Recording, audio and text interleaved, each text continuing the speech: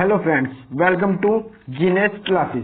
Friends, इस video में आप डेली करंट अफेयर देखोगे और डेली करंट अफेयर जो भी देखता है उसको एग्जाम में बहुत ही फायदा मिलता है। एक तो आपको डेली टू डेली आपकी जनरल नॉलेज और आपके क्वेश्चन अच्छे होते जाते हैं और साथ में आपका प्रेशर बिल्कुल कम हो जाता है कि करंट अफेयर कहाँ से करें। करंट अफेयर तो बहुत ज्यादा आती है। जो भी बच्चा मेरी पिछली वीडियो देख रहा है उसको पता होगा मैं क्वेश्चन के साथ साथ उसकी स्टैटिक जीके भी बहुत अच्छी करता हूं। और अगर आप इस चैनल पर नए हैं तो आप पहले से सब्सक्राइब करिए और अपने दोस्तों में शेयर करिए। साथ में मैं आपको ये भी कहना चाहता हूं, मैंने इसमें एक डेली जीके सीरीज लॉन्च की है। ठीक है, उसमें क्या है, सब कंपटीशन एग्जाम के प्रीवियस ईयर क्वेश्चन और मोस्ट इंपोर्टेंट क्वेश्चन करा रहा हूँ। इतिहास के क्वेश्चन मैंने स्टार्ट करे जिसमें अभी हम सिंधु घाटी सभ्यता पढ़ रहे हैं। अगर आपकी तैयारी अच्छी है तो आपने अपने नंबर को जांचिए, अपनी तैयारी को जांचिए आपके कितने नंबर आते हैं। अगर तैयारी अच्छी नहीं है तो डेली टू डेली आप 20 क्वेश्चन करोगे। 20 क्वेश्चन के साथ साथ मैं आपको 3-4 क्वेश्चन उनके अंदर से जो बनते हैं वो भी साथ साथ कराऊंगा। तो एक दिन में आपके 40-50 क्वेश्चन जीके के हो जाएंगे।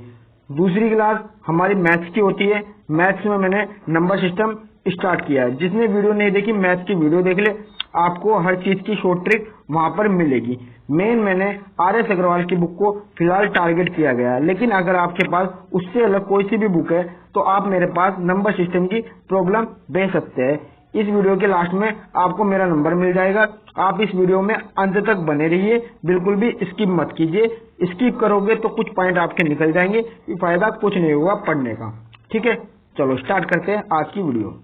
आज डेट है 30 अप्रैल 2020। अंतर्राष्ट्रीय नृत्य दिवस कब मनाया जाता है? अंतर्राष्ट्रीय नृत्य दिवस 29 अप्रैल को मनाया जाता है। जैसे कि एग्जाम में कोई ना कोई दिवस हमारे से पूछ लेता है तो उसी के अकॉर्डिंग ये नृत्य दिवस भी हमारे लिए इम्पोर्टेंट है। इसको क्यों मनाया जाता है, इसकी क्या महत्वता है, आपको अभी बताते हैं। नृत्य दिवस नृत्य का एक वैश्विक उत्सव है जिसे अंतर्राष्ट्रीय रंगमंच संस्थान में मनाया गया है, जो यूनेस्को की प्रदर्शनकारी कलाओं का मुख्य भागीदार भी है। यह आयोजन हर वर्ष 29 अप्रैल को मनाया जाता है। आधुनिक बैले के निर्माता जीन जॉर्जेस नोवेरे की सालगिरह पर यह मनाया जाता है। नेक्स्ट क्वेश्चन, आरबीआई ने किस बैंक के कार्यवाहक अध्यक्ष माधवन मेनन के कार्यकाल को 31 जुलाई 2020 तक बढ़ाया है? ये नाम है इसका CSB बैंक। अभी अगर हमारे पास 31 जुलाई से पहले कोई एग्जाम नहीं होता है तो हमारे लिए ये बैंक किस तरह से महत्वपूर्ण है इसके बारे में चर्चा करते हैं। CSB बैंक, जैसे कि आप देख रहे होंगे, ये आपके लिए एक नया नाम है, तो आपको इसकी फुल फॉर्म याद करनी है, आपको इसका हेडक्वार्टर याद करना है और आपको इसका MD व CEO याद करना है। मैं आपको दोबारा रिपीट करना चाहूंगा, आप जब भी इस वीडियो को देखें तो कॉपी पेन लेके देखें। ठीक है, PDF तो आपको मिल जाएगी, डिस्क्रिप्शन में मिल जाएगी या आप मेरे नंबर पर व्हाट्सएप करोगे वहां मिल जाएगी। लेकिन साथ साथ में जो इंपोर्टेंट पॉइंट आपको बताता जाता हूं वो सिर्फ वीडियो के दौरान ही मिलेंगे। जैसे CSB बैंक की full form Catholic Syrian bank. Catholic Syrian bank, इसका जो हेडक्वार्टर है त्रिशूल में स्थित है, त्रिशूर, ठीक है, जो केरल में पड़ता है। MD व CEO की बात करें राजेंद्र C वीरप्पन। क्या नाम है? राजेंद्र C वीरप्पन। मैंने वीरप्पन करके याद किया है, आप भी कर सकते हो। पूरा नाम क्या है? Rajendra C Veerappan. Next question, किस राज्य सरकार ने नागरिकों की प्रतिरक्षा प्रणाली को बढ़ावा देने के लिए जीवन अमृत योजना लॉन्च करी है? तो आपको क्या याद रखना है, जीवन अमृत योजना किसने लॉन्च करी है? मध्य प्रदेश ने लॉन्च करी है। देखो, आप व्हाट्सएप पे या न्यूज पे या आप अखबार में पढ़ते होंगे कि कोरोना वायरस से बचने का सोशल डिस्टेंस और अपनी प्रतिरक्षा प्रणाली को बढ़ावा दोगे तो आप इससे बच सकते हो। सेम काम ही मध्य प्रदेश सरकार ने किया है। यह योजना प्रतिरक्षा प्रणाली को बढ़ावा देने के लिए एक अनूठी योजना है। इसमें आयुष विभाग द्वारा तैयार विशेष त्रिकटु चूर्ण का एक पैकेट उनको दिया जाएगा। किनको दिया जाएगा? मध्य प्रदेश के नागरिकों को दिया जाएगा, ताकि वे अपनी प्रतिरक्षा प्रणाली को बढ़ावा दे सके और कोरोना वायरस के रोग को हरा सके। नेक्स्ट क्वेश्चन, केंद्र सरकार ने बंदरगाहों पर काम करने वाले कर्मचारियों की ड्यूटी के दौरान कोरोना वायरस से मौत होने के कारण परिजनों को कितने रुपए मुआवजा देने की घोषणा की है? 50 लाख रुपए। कल आपको मैंने पढ़ाया था कि पत्रकार को भी मुआवजा मिल रहा है, ठीक है। अब ये किनको मिल रहा है? जो बंदरगाह पे काम कर रहे हैं कर्मचारी, और अगर उनको कोरोना वायरस हो जाता है, संक्रमित हो जाते हैं और उनकी मृत्यु हो जाती है तो उनके परिवार वालों को 50 लाख रुपए दिए जाएंगे। ये सरकार की अपनी पहल है। नेक्स्ट क्वेश्चन, हाल ही में स्थापित अंतर्राष्ट्रीय वित्तीय सेवा केंद्र का मुख्यालय कहाँ स्थित है? यह मुख्यालय गांधीनगर में स्थित है। अब आपके माइंड में ये क्वेश्चन आ रहा होगा, ये तो आज हमने पहली बार सुना है, अंतर्राष्ट्रीय वित्तीय सेवा केंद्र, ठीक है, बिल्कुल सही सुना है, ये पहली बार ही स्थापित किया गया है। मैं आपको इसके बारे में बिल्कुल डिटेल में बताऊंगा, थोड़ा सा आप रिलैक्स बैठिए। अगर आपको इंग्लिश में पूछा जाए इंग्लिश में इसे क्या बोलते हैं, तो इंग्लिश में इसकी शॉर्ट फॉर्म होती है IFSCA, international financial services centre authority. Exam में आपसे इसकी फुल फॉर्म पूछने के पूरे चांसेस है, क्योंकि ये बिल्कुल नया बना है। अब ये नया बना क्यों है, किस कारण से बना है, इसके बारे में हम बिल्कुल पूरी चर्चा करेंगे, क्योंकि क्वेश्चन के साथ साथ इंपोर्टेंट पॉइंट भी हमको देखने हैं, क्या पता एग्जामिनर हमारे से क्या पूछ ले। इसको स्थापित करने के लिए 2019 में एक्ट आया था, 2019 में एक्ट आया था। अब ये स्थापित कर दिया गया है। पहला तो ये हो गया। दूसरा, इसका काम क्या है? इसका काम हम आपको बताते हैं। जो भी बीमा कंपनी या बैंक, आप जो क्वेश्चन पढ़ रहे होंगे आजकल, उनमें आपको देख रहा होगा कि इतने % शेयर इसने खरीद लिए, इसलिए इतने % शेयर इसने खरीद लिए, ठीक है। अभी आपने देखा था HDFC ने एक बाहर की कंपनी को अपने शेयर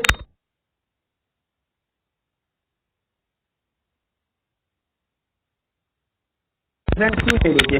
तो आपको बताता हूं मैं, सरकार ने बोला हुआ है RBI में 10 आप हमारे से बिना पूछे दे सकते हो।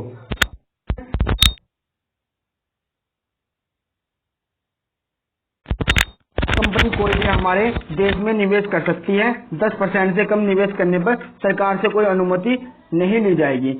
इसलिए उन्होंने 9.9% बेचे हैं। अब सरकार ने इसके ऊपर निगरानी के लिए कि कौन को बेच रहा है, तो बेच रहा है, इसकी निगरानी के लिए इसको स्थापित किया है, ताकि ये निगरानी रख सके, ठीक है।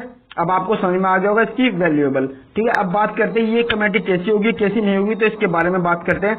यह 9 सदस्य कमेटी होगी, तो इसके अंदर कितने सदस्य होंगे? 9। अब आपसे क्वेश्चन पूछ सकता है इसके अंदर कितने सदस्य है, तो आप क्या बोलोगे? 9 सदस्य। हेडक्वार्टर कहाँ पर है?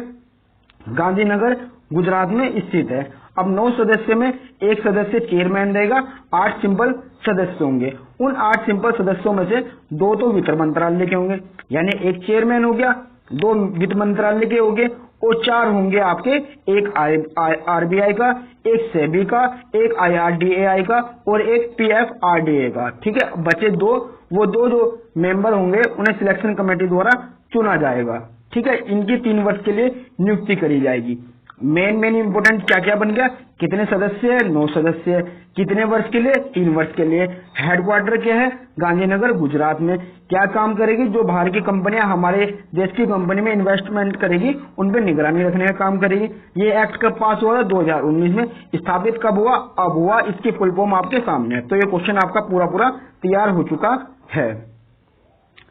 नेक्स्ट क्वेश्चन, हाल ही में आयोजित पीटर्सबर्ग जलवायु संवाद किस देश द्वारा आयोजित किया गया था? जर्मनी द्वारा आयोजित किया गया था। अब आपको बताएं, यह हमेशा जर्मनी द्वारा ही आयोजित होता है, लेकिन इसकी कोई ना कोई देश इसकी सहायता करता है। तो इस बार इसकी सहायता किसने करी? ब्रिटेन ने। तो आपसे पूछ सकता है कि जर्मनी की सहायता किसने करी? ब्रिटेन ने। ब्रिटेन ने इसकी सहायता करी। इसका मेन मकसद क्या है? आपको जो बच्चा करंट अफेयर पढ़ रहा होगा उसको पता है, COP25 मैड्रिड स्पेन में हुई थी। COP26 ये आपकी कहाँ होनी थी? ये ब्रिटेन में होनी थी, लेकिन कोरोना वायरस के कारण ये बिल्कुल ही स्थगित हो गई है, ठीक है, बिल्कुल ही खत्म हो गई है। इस बार तो COP26 नहीं होगी।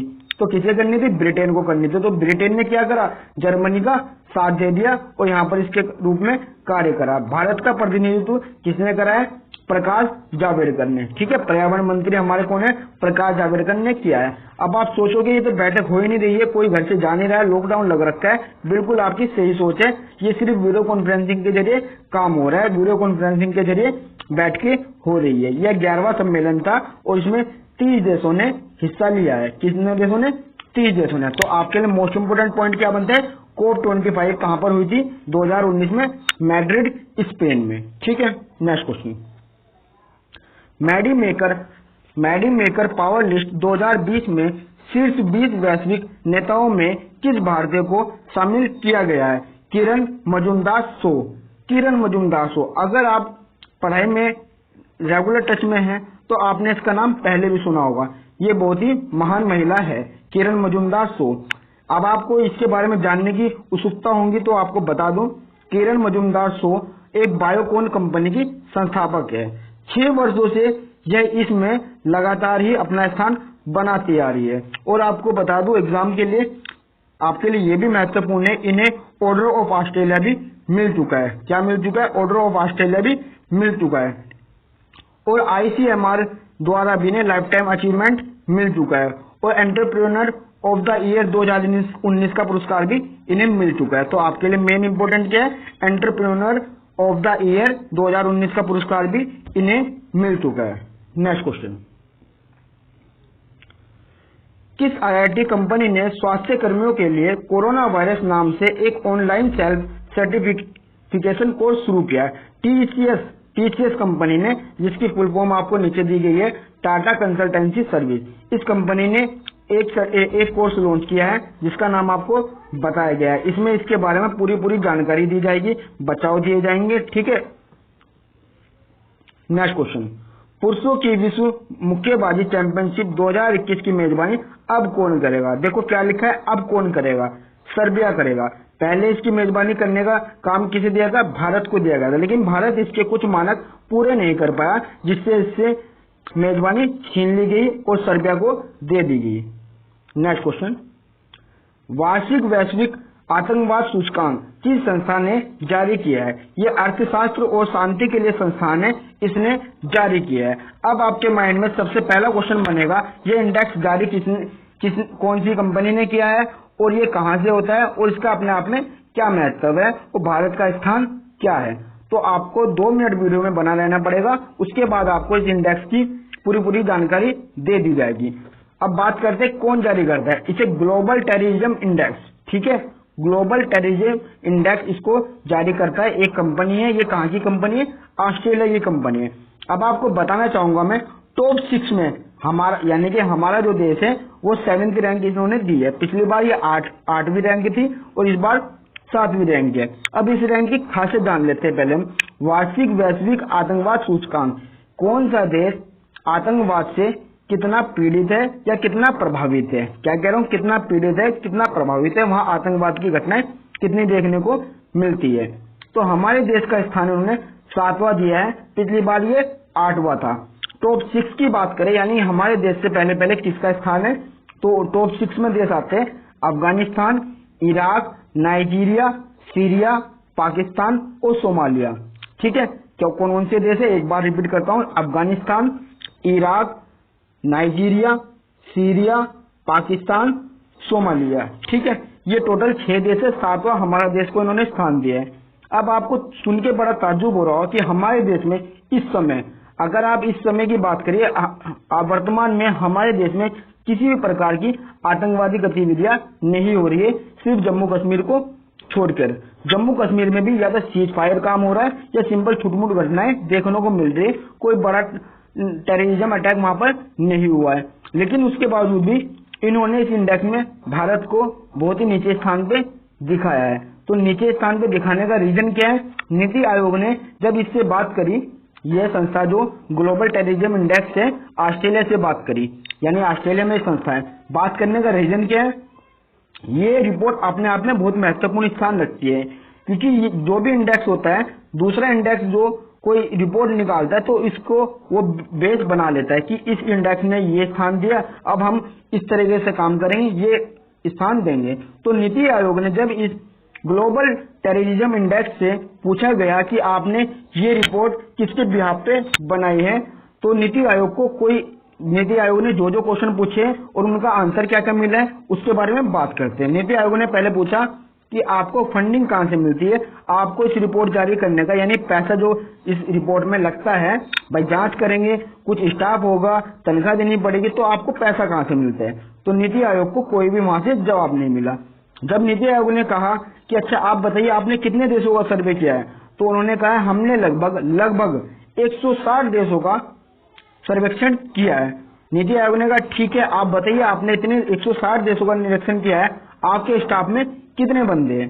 तो नीति आयोग को बोला है हमारे स्टाफ में अधिकतम कितने, अधिकतम 30% रहते हैं। कितने अधिकतम? उन्होंने कहा इस बात का क्या मतलब अधिकतम, क्या आपने कोई फिक्स नहीं कर रखा है?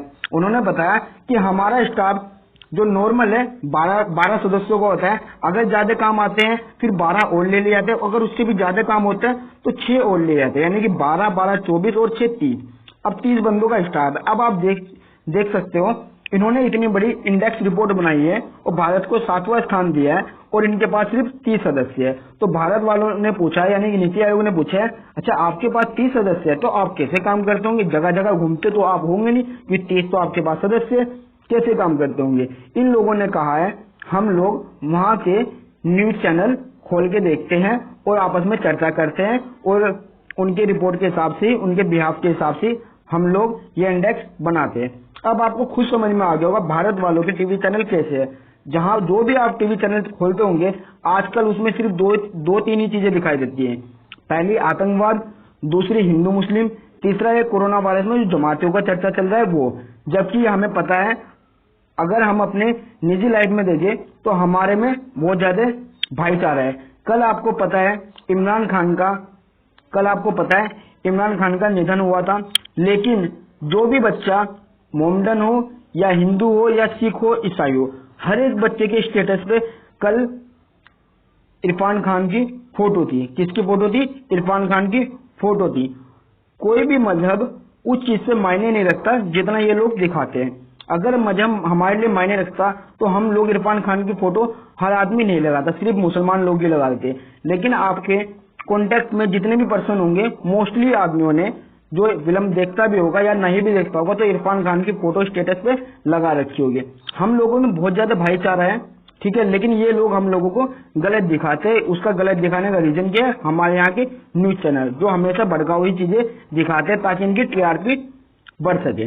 ठीक है, अब आपको समझ में आ गया इस रिपोर्ट का मतलब कितना है। और देखो इस रिपोर्ट के बिहाफ पे क्या क्या होता है आपको पता है। टूरिस्ट रिपोर्ट बनती है, जो हमारे यहाँ घूमने के लिए आएंगे उससे पहले टूरिस्ट रिपोर्ट बनती है ताकि टूरिस्ट वहां पर घूमने जाए। जो दूसरे देश की कंपनियां होती है, दूसरे देश की जो व्यक्ति होते हैं वो हमारे देश में पैसा लगाने सोचते हैं, तो सारे के सारे इस इंडेक्स को जरूर देखते हैं। इसलिए भारत वालों ने इनसे क्वेश्चन पूछे और इन्हें हड़काया भी बहुत ज्यादा है। ठीक है, नेक्स्ट क्वेश्चन। सतर्कता आयुक्त के रूप में किसने शपथ ली है? सुरेश एन पटेल ने। सतर्कता आयुक्त के रूप में सुरेश एन पटेल ने शपथ ली है। कल या परसों मैंने आपको एक क्वेश्चन कराया था जिसमें आपने एक नाम सुना था संजय कोठारी। ठीक है, वो तो है मुख्य सतर्कता आयुक्त। कौन है? मुख्य सतर्कता आयुक्त सीबीसी। ठीक है, और ये कौन है? इसके साथ के 2 सदस्य और होते हैं, यानी कि 3 सदस्यीय कमेटी होती है। पहले जो हेड है वो है संजय कोठारी, दूसरे जो व्यक्ति चुने गए वो सुरेश एन पटेल चुने गए, और तीसरे जो व्यक्ति है इनके साथ उनका नाम है शरद कुमार। तो 3 लोगों की टीम है। पहला संजय कोठारी जी अध्यक्ष है, दूसरे सुरेश एन पटेल और तीसरे शरद कुमार। अब बात करते हैं हम मुख्य सतर्कता आयुक्त। ठीक है, मुख्य सतर्कता आयुक्त इनको शपथ दिलाता है राष्ट्रपति। कौन दिलाता है? राष्ट्रपति इनको शपथ दिलाता है। अब इन दोनों सदस्यों को जो शपथ दिलाते हैं वो कौन दिलाता है? मुख्य सतर्कता आयुक्त, यानी कि संजय कोठारी ने इन दोनों को शपथ दिलाई है। ठीक है, अब आपके माइंड में पूरी चीज ये बन चुकी होगी। Next question. किस राज्य सरकार ने कोविड-19 रोकथाम कार्यक्रम के लिए आयु रक्षा प्रणाली शुरू की है? ये एक इंफॉर्मेटिव क्वेश्चन है, ये केरल ने शुरू करी है। Next question. किस राज्य सरकार ने जगन्ना विद्या दिवेना योजना की शुरुआत की है? ये आंध्र प्रदेश सरकार ने करी है और बहुत ही अच्छी शुरुआत है। इसके बारे में आपको जानना है तो मैं बताता हूँ। सबसे पहली बात, आंध्र प्रदेश के सीएम का नाम जगन मोहन रेड्डी है, जो नई नई योजनाएं बनाकर सुर्खियों में रहते हैं। इस योजना के तहत गरीबों को उच्च शिक्षा के लिए पूर्ण शुल्क प्रतिपूर्ति मिलेगी। यानी क्या बोल रहा हूँ? पूर्ण शुल्क प्रतिपूर्ति मिलेगी। प्रतिपूर्ति का मतलब होता क्या है इसमें मैं आपको बताना चाहूंगा। जो बच्चे कॉलेज में पढ़ते हैं या स्कूल में पढ़ते हैं, वो स्कूल में फीस जमा करते हैं, जितनी फीस जमा करते हैं उतनी ही फीस वापस आ जाते हैं। कहाँ पर वापस आ जाते हैं? कॉलेज के अकाउंट में वापस आ जाते हैं, कॉलेज वाले उनको वापस कर देते हैं। कुछ लोगों ने देखा होगा कि आप लोगों ने फीस जमा नहीं करी, कॉलेज के अकाउंट में आ गई और उन्होंने वहां से काट ली। लेकिन अब ऐसा नहीं होगा। गरीब बच्चों के माँ या बाप के, वैसे मोस्टली माता की बात करिए, माता के अकाउंट में ये आपकी स्कॉलरशिप आएगी, जितने आप पैसे जमा करोगे इतने वापस आएगी। इसकी लिमिट क्या है? आप कोई भी चीज कर रहे हो 15,000 से 20,000 रुपए के बीच में कोई भी पढ़ाई कर रहे हो तो ये आपके वापस आ जाएंगे, ठीक है। और इन्होंने एक खास काम और किया है, जो 2018 और 19 का सेशन था, कौन सा? 2018 और 19 का जो सेशन था उसकी भी वापस होगी फीस, और जो 2019 और 20 का चल रहा है उसकी भी वापस होगी, तो दोनों साल की वापस हो जाएगी। नेक्स्ट क्वेश्चन, सरकार ने गर्मियों में किस वस्तु के उपयोग के लिए दिशा निर्देश जारी किए? सरकार ने दिशा निर्देश जारी किए एसी के। किसके? एसी के। सरकार ने बोला है कि आप अपने एसी का टेम्परेचर 24 से नीचे नहीं गिराओगे, यानी कि 24 से 30 डिग्री आप रख सकते हो, 24 से नीचे नहीं गिराओगे। और आने वाले जो नए एसी है उन सब में यही बटन मिलेगा, 24 से नीचे जाएगा नहीं। जो पुराने हैं वहां तो चले जाता है 24 से नीचे, लेकिन आने वाले एसी में यही बटन आएगा कि 24 से नीचे आप चाहकर भी नहीं ले जा पाओगे, ठीक है। नेक्स्ट क्वेश्चन, भारत ने किसके साथ 1.5 बिलियन डॉलर का समझौता किया है? तो भारत ने किसके साथ समझौता किया है? Asian development bank. आपको मुझको बताना है, आपको होमवर्क में क्वेश्चन दे रहा हूँ, एशियन डेवलपमेंट के बारे में बताना है। क्या क्या बताना है? इसका हेडक्वार्टर बताना है, स्थापना बतानी है। क्या क्या बताना है? इसका मुख्यालय और इसकी स्थापना कब हुई थी, ठीक है।